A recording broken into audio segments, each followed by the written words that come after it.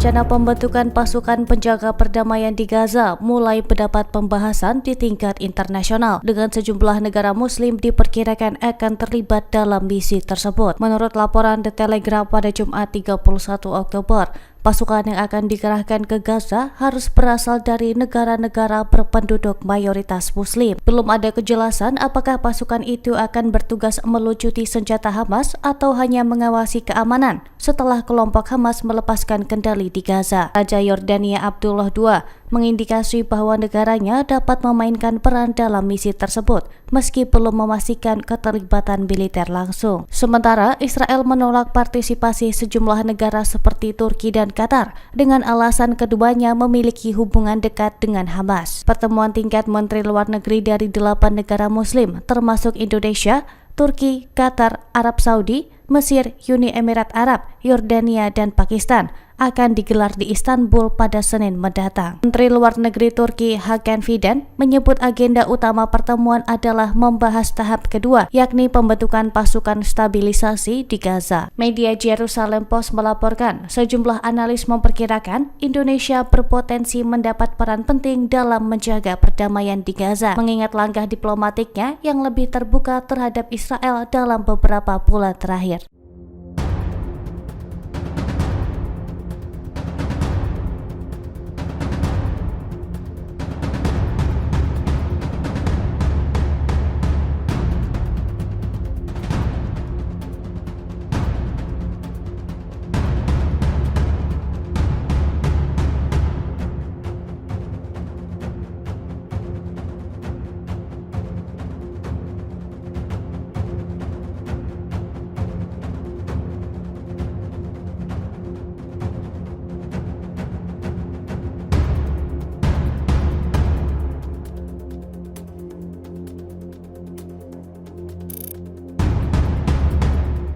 Download Tribun X sekarang, menghadirkan lokal menjadi Indonesia.